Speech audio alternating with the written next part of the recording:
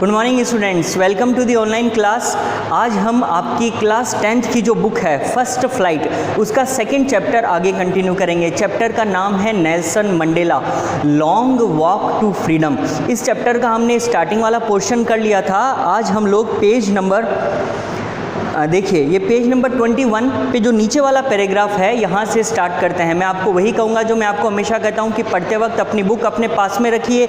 मैं यहाँ पर लाइन बाय लाइन रीड कर रहा हूँ, आप भी साथ ही साथ रीड कीजिए। और अगर आपको कोई ऐसा वर्ड लगता है जिसका मीनिंग आपको पहले नहीं आता तो उसका मीनिंग भी मैं आपको बताऊँगा, आप बुक में नोट कर लीजिए या अपने किसी कॉपी में आप लिख सकते हैं। तो देखिए, इस पैराग्राफ की शुरुआत में कहा गया है, in life every man has twin obligations. Life में हर आदमी के दो ऑब्लिगेशंस होते हैं। ऑब्लिगेशंस वर्ड का मतलब होता है दायित्व। दायित्व का मतलब कर्तव्य, मतलब कि हर व्यक्ति के लाइफ में ट्विन का मतलब हो गया दो ऑब्लिगेशंस होते हैं। Obligations to his family, to his parents, to his wife and children. सबसे पहला दायित्व होता है, सबसे पहला ऑब्लिगेशन होता है हर व्यक्ति का अपनी फैमिली की ओर, अपनी फैमिली में अपने पेरेंट्स, अपनी wife, children. And has an obligation to his people, his community और हिज कंट्री। और दूसरा ऑब्लिगेशन हर व्यक्ति का होता है अपनी सोसाइटी, अपने लोग और अपनी कम्युनिटी के प्रति। ठीक है, तो यहाँ पर बताया गया है कि every person has two obligations. ठीक है, एक ऑब्लिगेशन होगा उसका अपनी पर्सनल फैमिली की ओर, और दूसरा ऑब्लिगेशन होता है हर व्यक्ति का अपने सोसाइटी और कम्युनिटी और उसके लोगों की ओर। In a civil and human society, each man is able to fulfill those obligations according to his own inclinations and abilities। और हर पर्सन का, हर सोसाइटी के अंदर हर पर्सन इन ऑब्लिगेशंस को फुलफिल करता है, और इन ऑब्लिगेशंस को फुलफिल करने के लिए उसकी अपनी इंक्लिनेशंस और एबिलिटीज़ होती है। तो यहाँ पर एक वर्ड है इंक्लिनेशन। इंक्लिनेशन का मतलब होता है झुकाव।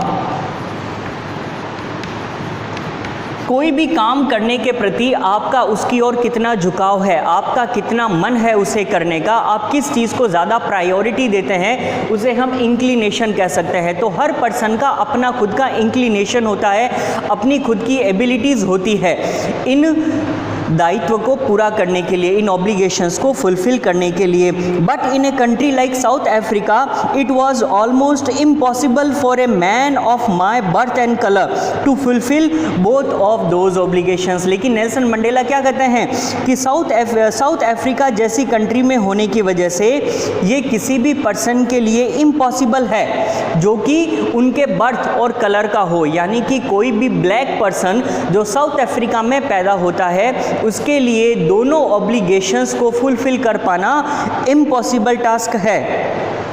In South Africa, a man of color who attempted to live as a human being was punished and isolated। अगर साउथ अफ्रीका में कोई भी ब्लैक पर्सन या कोई भी मैन ऑफ कलर अगर एक ह्यूमन बीइंग की तरह, एक इंसान की तरह रहना चाहता है, अगर वो रहने की अटेम्प्ट करता है, कोशिश करता है, तो ही उसे पनिश कर दिया जाता है, उसे आइसोलेट कर दिया जाता है। पनिश करने का मतलब सजा देना, और आइसोलेट करने का मतलब है अलग थलग कर देना, उसको साइड में एक तरफ कर देना। तो अगर कोई पर्सन साउथ अफ्रीका में रहते हुए अगर वो कलर्ड है, यानी कि अगर वो ब्लैक रेस से बिलोंग करता है, तो उसको एज ए ह्यूमन बीइंग इतना कुछ भी अलाउड नहीं है करना। In South Africa, a man who tried to fulfill his duty to his people was inevitably ripped from his family and his home and was forced to live a life apart। अगर south Africa में कोई black person अपना obligation अपने जो लोगों के प्रति है, अपने जो पीपल, जो उनकी कम्युनिटी के प्रति उसका जो ऑब्लिगेशन है, अगर वो उसे फुलफिल करने की कोशिश करता है तो उसको अपनी खुद की फैमिली से रिप्ड अपार्ट कर दिया जाता है। मतलब उसे अपनी खुद की फैमिली से अलग कर दिया जाता है, खींचकर अलग कर दिया जाता है। और देखिए, इनएविटेबली वर्ड का मतलब है एक ऐसी चीज़ जिसे टाला नहीं जा सकता, जिसे अवॉइड नहीं किया जा सकता। तो अनअवॉइडेबली उसे अपनी फैमिली से अलग कर दिया जाता है और उसको एक लाइफ अपार्ट जीने के लिए फोर्स किया जाता है। A twilight existence of secrecy and rebellion. और उस पर्सन की लाइफ कैसी हो जाती है? Twilight existence. देखिए यहाँ पर एक वर्ड यूज़ किया गया है, ट्वाइलाइट। ट्वाइलाइट का मतलब होता है वो वाला टाइम जब शाम होती है और अंधेरा होने वाला होता है, जिसे हम लोग प्योर हिंदी में गोधूली भी कहते हैं। तो वो वाला टाइम जब देर शाम हो जाती है, जब अंधेरा होने वाला होता है, तो उसे ट्वाइलाइट कहा जाता है। तो जिस प्रकार शाम के वक्त दो एग्जिस्टेंस होते हैं, उस वक्त शाम भी है और अंधेरा भी होने वाला है, तो ये जो डबल एग्जिस्टेंस है ना, उसके लिए उसने ट्वाइलाइट वर्ड यूज़ किया है। तो मंडेला कहते हैं कि उसी प्रकार अगर साउथ अफ्रीका में कोई पर्सन दोनों ऑब्लिगेशन पूरा करना चाहता है तो उसका एग्जिस्टेंस ट्वाइलाइट की तरह हो जाता है। और देखिए उसको कैसी लाइफ जीनी पड़ती है, सीक्रेसी एंड रेबेलियन। देखिए यहाँ पर वर्ड यूज़ किया गया है रेबेलियन। रेबेलियन वर्ड का मतलब होता है विद्रोह करना, बागी बन जाना। तो अगर कोई पर्सन अपनी ऑब्लिगेशन फुलफिल करने की कोशिश करेगा तो वो रेबेलियन और सीक्रेसी, एक प्रकार से उसको छुपकर भी रहना पड़ेगा और दूसरी तरफ उसको विद्रोह भी करना पड़ेगा। इस प्रकार की डबल एग्जिस्टेंस वाली लाइफ उसे जीने को मजबूर कर दिया जाएगा। I did not in the beginning choose to place my people above my family। Mandela कहते हैं कि मैंने शुरुआत में अपनी खुद की फैमिली को अपने लोगों के ऊपर प्रायोरिटी नहीं दी थी। ऐसा नहीं है कि मैं अपनी लाइफ सिर्फ अपने लोगों के लिए जीना चाहता था, but in attempting to serve my people, लेकिन जब उन्होंने अपने समाज, अपनी कम्युनिटी और अपने लोगों को सर्व यानी उनकी सेवा करने की कोशिश की, आई found that I was prevented from fulfilling my obligations. तब मंडेला को यह महसूस हुआ, तब उन्हें यह पता चला कि वो अपने जो ऑब्लिगेशंस अपनी फैमिली के प्रति हैं, as a son, a brother, a father and husband, वो उसे पूरा नहीं कर पाएंगे। यानी कि यहाँ पर मंडेला कहना चाहता है कि साउथ अफ्रीका में अगर कोई ब्लैक पर्सन है, अगर कोई कलर्ड पर्सन है और वो चाहता है कि अपनी दोनों ऑब्लिगेशंस पूरी करे, एक ऑब्लिगेशन जो उसकी फैमिली के लिए है और एक ऑब्लिगेशन जो उसकी सोसाइटी के लिए है, तो दोनों ऑब्लिगेशंस एक साथ फुलफिल नहीं की जा सकती। अगर वो पर्सन अपनी सोसाइटी, अपनी कम्युनिटी, अपने लोगों के प्रति अपनी ऑब्लिगेशन को फुलफिल करने की कोशिश करेगा तो उसको अपनी फैमिली से दूर होना पड़ेगा, उसे आइसोलेट कर दिया जाएगा, उसे उसकी फैमिली से छीनकर अलग थलग लाइफ जीने को मजबूर कर दिया जाएगा, ऐसा मंडेला कह रहे हैं। I was born with a hunger to be free. Mandela कहते हैं कि मैं तो पैदा ही, आई वॉज नॉट बॉर्न, मैं पैदा नहीं हुआ था उस हंगर के साथ कि मैं फ्री बनूं, मैं एक दिन आज़ाद या मुक्त होने के लिए इस हंगर के साथ पैदा नहीं हुआ था। आई वॉज बॉर्न फ्री, बल्कि मैं तो पैदा ही मुक्त हुआ था, आज़ाद हुआ था। फ्री इन एवरी वे, हर तरीके से मैं मुक्त था। I could no free to run in the fields near my mother's hut, मैं अपनी मदर के हट, फील्ड का मतलब है खेत, मैं अपनी मदर के हट के आसपास खेतों में दौड़ सकता था। Free to swim in the clear stream, मैं एकदम साफ पानी में, नदी में तैर सकता था। That rain through my village, वो नदी जो मेरे गांव से होकर गुजरती थी, मैं उसमें स्विम कर सकता था। फ्री टू रोस्ट मिलीज, यहाँ पर एक वर्ड यूज़ किया गया है मिलीज। मिलीज वर्ड का बेसिकली मतलब होता है मक्का, कॉर्न जो होता है, मेज़, उसके लिए उसने यूज़ किया है मिलीज। हम लोग अक्सर ऐसा उसको रोस्ट करके वो लोग खाते हैं, तो उसके लिए उसने वर्ड यूज़ किया है मेज़ के लिए।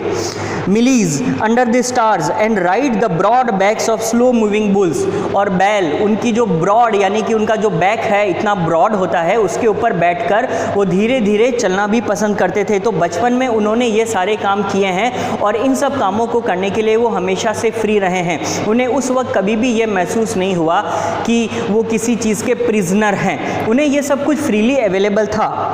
As long as I obeyed my father and abided by the customs of my tribe, I was not troubled by the laws of man और गॉड, और जब तक वो अपने फादर को ओबे कर रहे थे, जब तक वो अपनी ट्राइब के कस्टम्स यानी रीति रिवाज को फॉलो कर रहे थे, तब तक उन्हें कभी भी किसी के द्वारा ट्रबल नहीं किया गया, मतलब उन्हें परेशान नहीं किया गया by the laws of man और गॉड। यानी उनकी लाइफ में सब कुछ अच्छा चल रहा था जब तक वो अपने फादर को ओबे करते थे, अपनी कस्टम्स के जो सेट ट्राइब, उनकी ट्राइब के जो सेट पैटर्न था उसको फॉलो करते जा रहे थे, जब तक उनकी लाइफ में सब कुछ ठीक चल रहा था। It was only when I began to learn that my boyhood freedom was an illusion, और बाद में जब उनको ये महसूस हुआ कि उनका जो बॉयहुड फ्रीडम है, उनका ये जो बॉयहुड से बेसिकली मतलब है जब वो एक छोटे कम उम्र के लड़के थे, उस वक्त जो उन्होंने फ्रीडम एक्सपीरियंस किया था वो फ्रीडम एक इल्यूजन है। यहाँ पर वर्ड यूज़ किया गया है इल्यूजन। इल्यूजन का मतलब होता है भ्रम।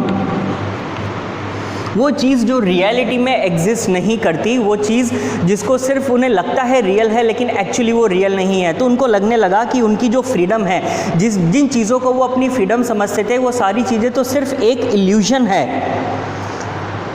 When I discovered as a young man that my freedom had already been taken from me, और जब एज ए यंग मैन, एक जवान लड़के के तौर पर उनको ये चीज़ पता चली कि उनकी फ्रीडम तो उनसे पहले ही छीन ली जा चुकी है, that I began to hunger for it, उस वक्त उन्हें इस फ्रीडम की हंगर होने लगी। इस फ्रीडम को वापस प्राप्त करने के लिए उनके मन में एक प्रकार की हंगर पैदा हो गई।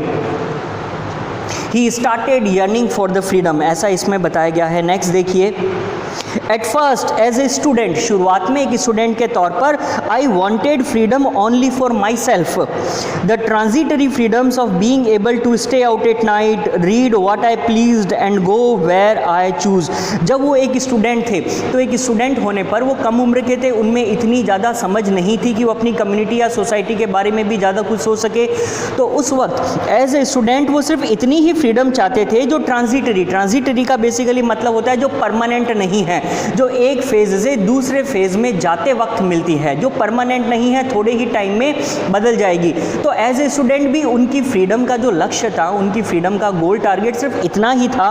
वो ये चाहते थे कि वो रात को बाहर स्टे कर सके, बाहर रह सके, जो चाहे वो पढ़ सकें, जहाँ चाहे जा सके। उनके लिए फ्रीडम के मायने सिर्फ इतने से थे, क्योंकि एज ए स्टूडेंट वो अभी तक उन्होंने बड़े नहीं हुए थे, उन्होंने बहुत ज़्यादा दुनिया नहीं देखी थी। तो एक स्टूडेंट की तरह तो वो सिर्फ इतनी ही चीज़ें अपने लिए चाहते थे। Later as a young man in Johannesburg, और जब बाद में वो जोहान्सबर्ग में गए और वहाँ पर जब वो एक जवान व्यक्ति के तौर पर सोचने लगे, I yearned for the basic and honourable freedoms of achieving my potential, उस वक्त उन्हें पहली बार ज़रूरत महसूस हुई।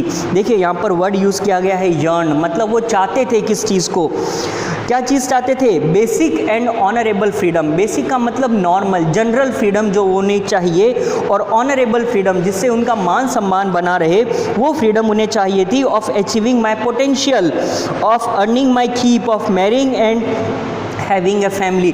उस वक्त वो चाहते थे कि उनमें जितना पोटेंशियल है, जितनी उनमें क्षमता है, वो पोटेंशियल वो अचीव कर सके, वो मैरी कर सके, अपनी खुद की एक फैमिली स्टार्ट कर सकें।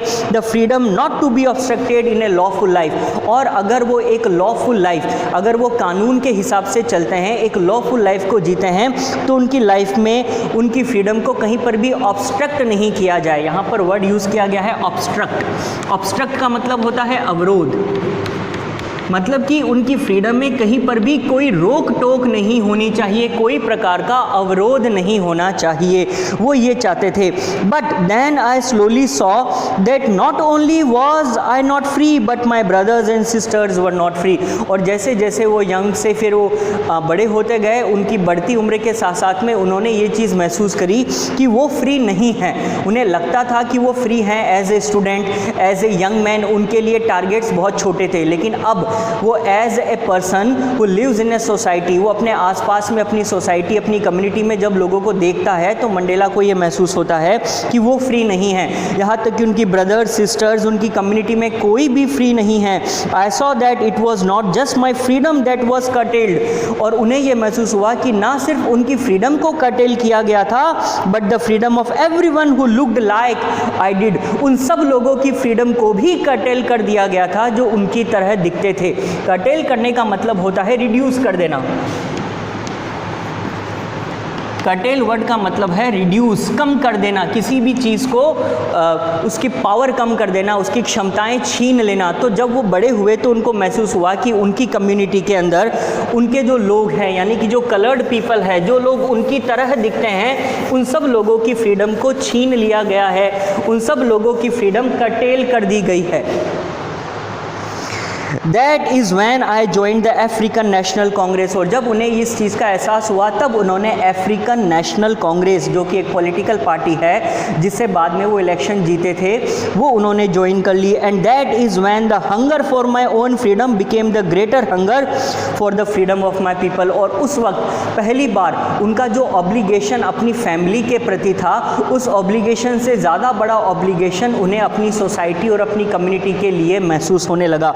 वो फ्रीडम की जो हंगर उनको अपने खुद के लिए महसूस हो रही थी, उससे ज़्यादा बड़ी हंगर उनके मन में अपने लोगों के लिए पैदा हो गई। यानी कि पहली बार मंडेला को अब ये महसूस हुआ कि वो ये नहीं चाहते कि सिर्फ उनकी फैमिली या वो फ्री हो जाए, बल्कि वो ये चाहते थे कि उनकी पूरी रेस, वो जो ब्लैक पीपल की जो कम्युनिटी है, वो पूरी कम्युनिटी को वो फ्रीडम मिले। उन्हें महसूस होने लगा कि उनकी सोसाइटी में ब्लैक पीपल, जितने भी उनकी तरह जो लोग हैं, उनको फ्रीडम नहीं मिल रही है, और यही फ्रीडम वो अब सब लोगों के लिए पाना चाहते थे।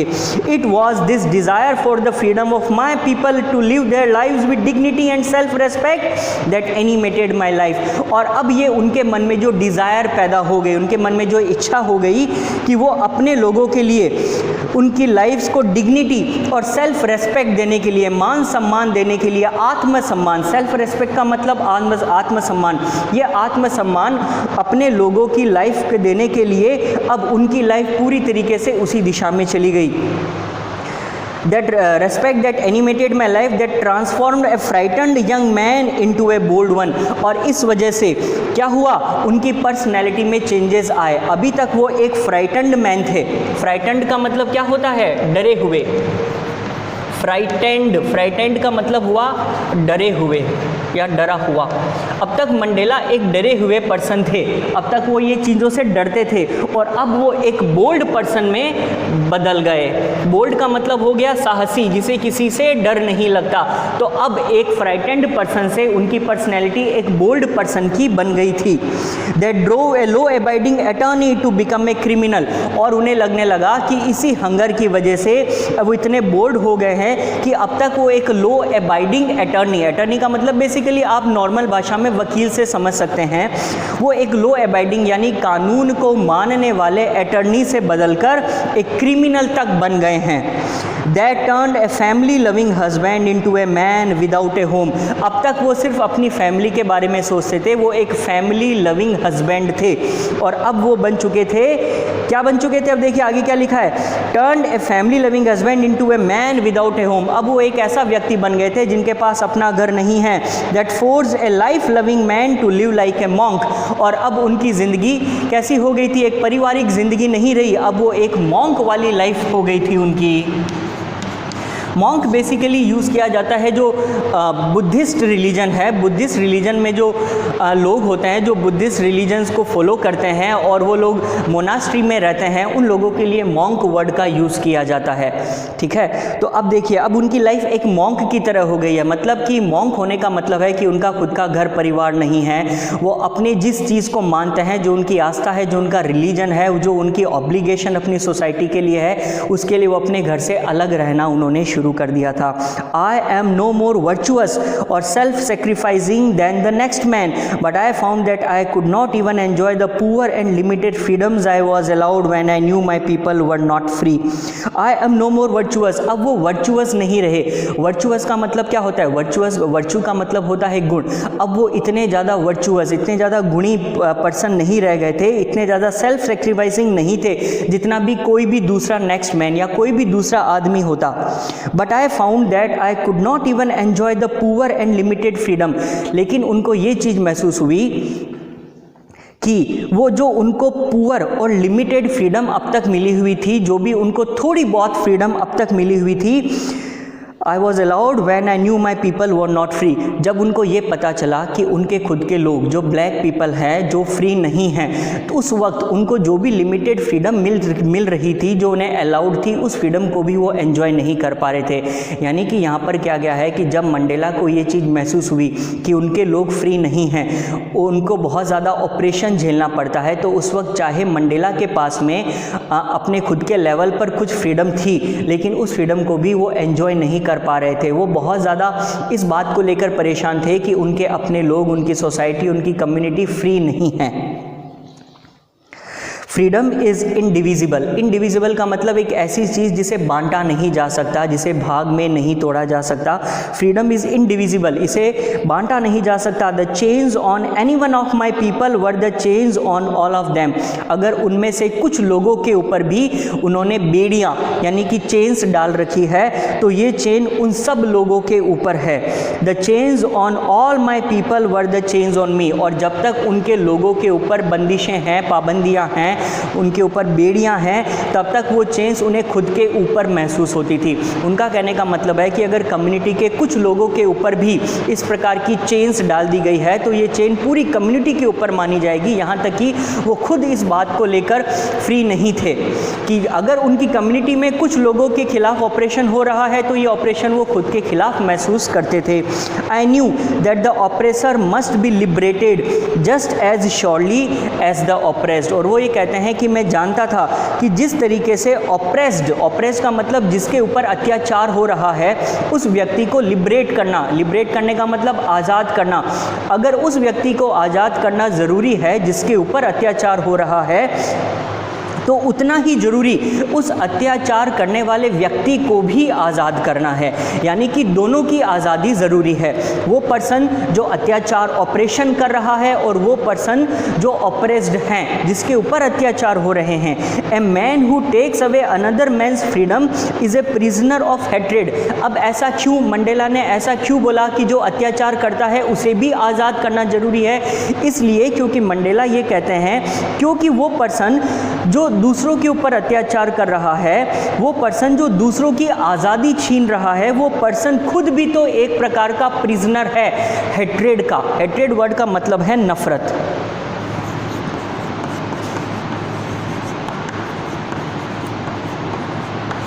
तो वो पर्सन जो दूसरों से नफरत करता है, जो पर्सन दूसरों की आज़ादी छीन लेता है, एक्चुअली देखा जाए तो वो पर्सन खुद भी तो एक प्रकार का प्रिजनर ही है अपनी हेट्रेड का।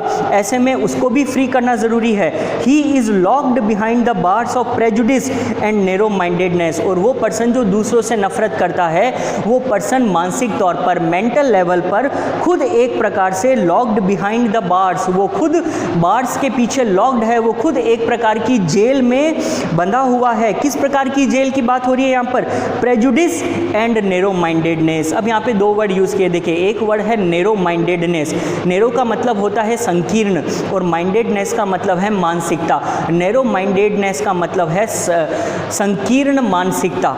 और दूसरी तरफ एक वर्ड है प्रेजुडिस। प्रेजुडिस का मतलब होता है जब आप विदाउट एनी रीज़न किसी पर्सन को बहुत ज़्यादा हेट करते हैं, डिसलाइक करते हैं। अक्सर हमारे मन में एक फीलिंग होती है कि हम कुछ लोगों को अपने से इन्फीरियर समझते हैं।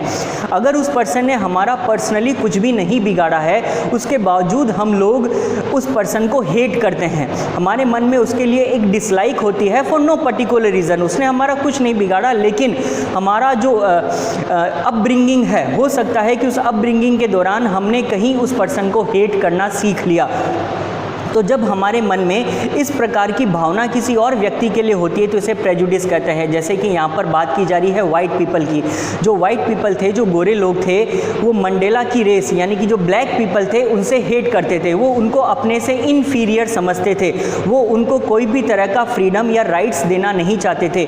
तो उनके मन में ये जो एक नैरो माइंडेडनेस थी, ये जो एक प्रेजुडिस था ब्लैक लोगों के खिलाफ, इस प्रेजुडिस के वो प्रिजनर ही तो थे। तो मंडेला कहते हैं कि उनसे खुद से नफरत करने के बजाय उन्हें तो इस नफरत से आज़ादी दिलाने की ज़रूरत है। I am not truly free if I am taking away someone else's freedom just as surely as I am not free when my freedom is taken away from me। Mandela कहते हैं when my freedom is taken away from me, अगर मुझसे कोई मेरी freedom छीन लेगा तो मैं फ्री नहीं रहूँगा। ठीक उसी प्रकार अगर मैं किसी और की फ्रीडम छीन रहा हूँ तो भी मैं कैसे फ्री हो सकता हूँ। यानी कि देखिए, I am not truly free, मैं जब तक आज़ाद नहीं होऊंगा जब तक मैं किसी और की आज़ादी छीन रहा हूँ, ऐसा मंडेला का कहना है। The oppressed and the oppressor alike are robbed of their humanity। और वो कहते हैं कि दोनों पर्सन, एक तरफ है ऑपरेसर और एक तरफ है ऑप्रेस्ड। एक तरफ वो पर्सन जो दूसरों पर अत्याचार कर रहा है और एक तरफ वो पर्सन जो उस अत्याचार को सहन कर रहा है। दोनों ही पर्सन एक ही तरीके से रॉब्ड ऑफ देयर ह्यूमैनिटी, उनसे उनकी मानवीयता, उनसे उनकी इंसानियत छीन ली गई है। मतलब कि दोनों दोषी हैं और दोनों को ही फ्रीडम की ज़रूरत है, ऑपरेसर को भी ऑपरेस्ड को भी। दोनों, both of them are robbed of their humanity, दोनों से ही अपनी इंसानियत छीन ली गई है, ऐसा मंडेला का कहना है। तो ये मंडेला की जो स्पीच थी उस स्पीच का एक पार्ट है जो अभी तक हमने इस चैप्टर में पढ़ा था। ये चैप्टर यहीं तक है, हम भी इसे यहीं तक रखेंगे इस लेक्चर को। मैं आपको इसके क्वेश्चन आंसर्स कुछ बता दूंगा, आप इस चैप्टर को एक बार खुद पढ़ के देखिएगा और इसके क्वेश्चन को सॉल्व करने की कोशिश कीजिएगा। बाकी हम नेक्स्ट क्लास में कंटिन्यू करेंगे। Thank you.